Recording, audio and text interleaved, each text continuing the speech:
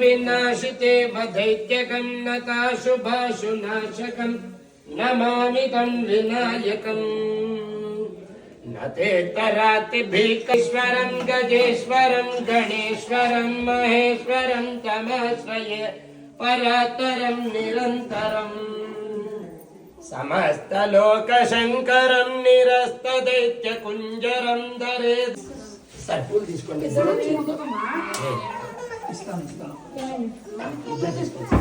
నించొని చోటే అందరూ 3 ప్రదక్షిణాలు చేయండి అమ్మా పూలు తీసుకున్నాడు నించొని చోట 3 ప్రదక్షిణాలు చేయండి యాని కాని జవాని గంగాంధ్ర హృదయాన్ని జాతాని కాని విదర్శంతే ప్రదక్షిణం మమ అస్మత్ కారుణ్య భావేన రక్షరక్షో సత్యనారాయణః ఇంతసేపు కథ విన్నారు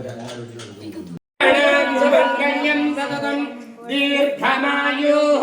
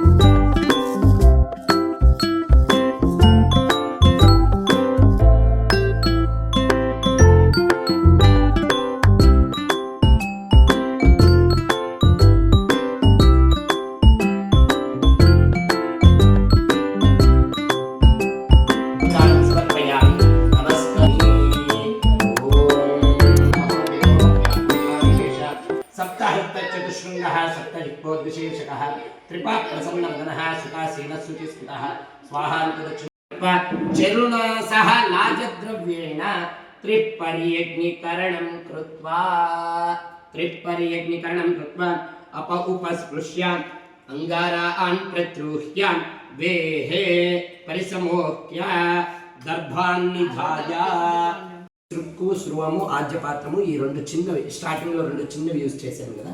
ఈ రెండు ప్రోక్షణి ప్రణీత పాత్రం అని ఒకటి, మళ్ళీ ఈ రెండు సృక్కు స్రువం అని, మళ్ళీ ఆజ్యపాత్రం మనకి ఇక్కడ 5, మళ్ళా సమిత్తు అంటే నవగ్రహ సమిత్తులు అనేటువంటి కట్టెలు, తర్వాత చెరు అన్న కుటుంబస్య వంశం వంశాభివృద్ధిరస్తు యావజ్జీవ సుమంగళ్యాభివృద్ధిరస్తు తథా ఓషధయత్సంవదంతే సోమేణ సహరాజ్ఞా యస్మై కరోతి బ్రాహ్మణత్వం రాజన్ పారయామసి నమః స్వాహా.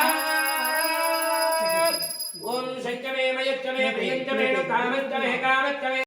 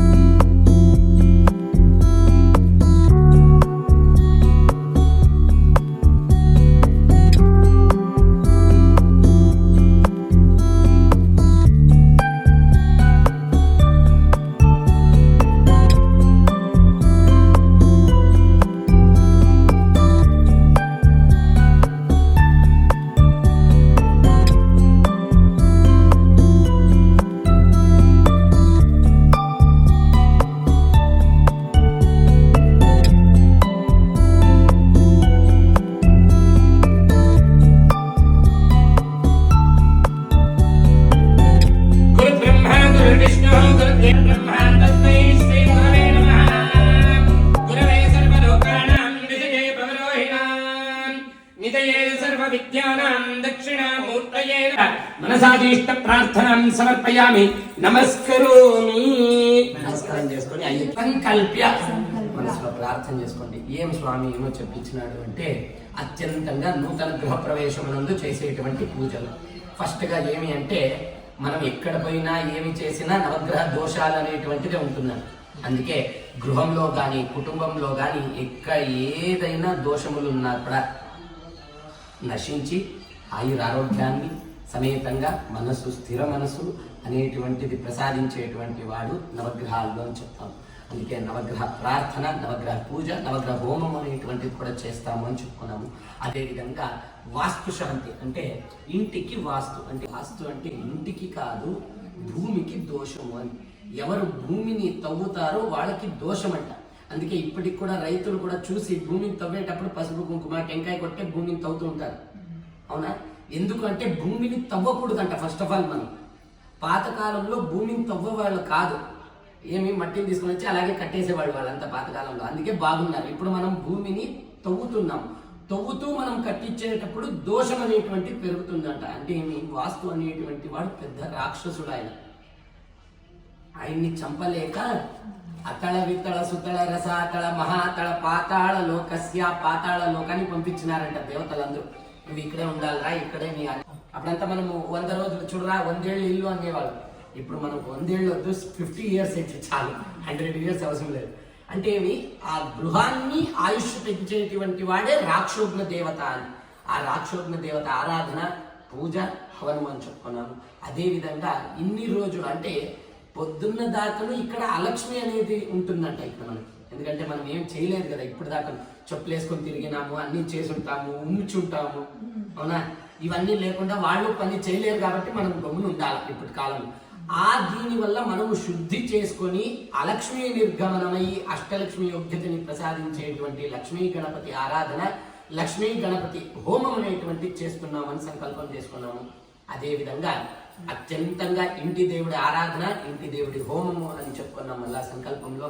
అదేవిధంగా ఈ రోజు చేసేటువంటి బ్రాహ్మణులకి ఋత్వీకరణము, స్వస్తి పుణ్యాహము, మహాగణపతి పూజ అనేటువంటిది జరిగి సాయంత్రము హోమాలు, నవగ్రహ ఆరాధన, మంటపంలో మనం ఏం రెడీ చేసినామో అవన్నీ సాయంత్రమే పూజలు. ఎందుకంటే మనకు టైం అప్ అయిపోయింది.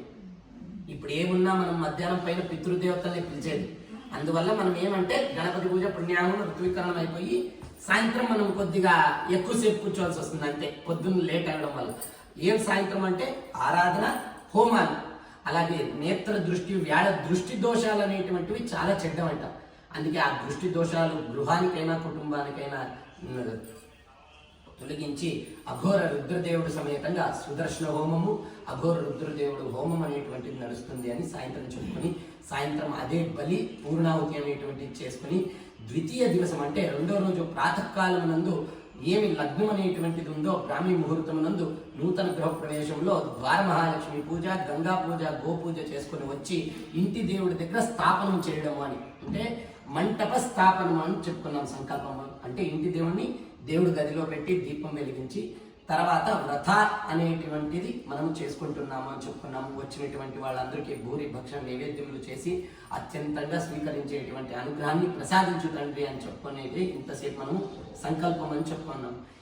ఏమి స్వామి ఇది సంకల్పం ఎందుకు చెప్పుకోవాలి అంటే, ఇన్విటేషన్ కార్డ్ అనేటువంటిది ఇప్పుడు మనకు ఫేమస్ అయింది. పెళ్లికైనా గృహప్రవేశాలకైనా ఏదైనా ఇన్విటేషన్ కార్డు. ఎందుకు ఇస్తున్నాం ఇన్విటేషన్ కార్డులు? ఆ టైంకి భోజనము, ఆ టైంకి కూర్చోబెడతాము, ఆ టైంకి రండి అంతేనా? దాంట్లో అదే మెయిన్ కదా రాసేది. ఆశీర్వాదం లాస్ట్ లో పెట్టండి. స్టార్టింగ్ అయితే అదే కదా, ముహూర్తం ఇది, డిన్నర్ ఇది, లంచ్ ఇది రండి, అవునా? అలాగే దేవుడికి కూడా మనము ఇన్విటేషన్ కార్డ్ లాగే చెప్పుకున్నాం. స్వామి ఈ రోజు నుంచి రేపటి దాకా ఇవన్నీ పూజలు చేస్తున్నాను, వచ్చి నా ఇంట్లో కూర్చొని నా కుటుంబాన్ని సంరక్షించు అనేటువంటిదే సంకల్పము అని. దాన్ని ఇంగ్లీష్లో ఇన్విటేషన్ అంటున్నాం. మనసులో ప్రార్థన చేసుకొని కుడి చేత్తో గణపతి వేసి నమస్కారం చేసుకోండి.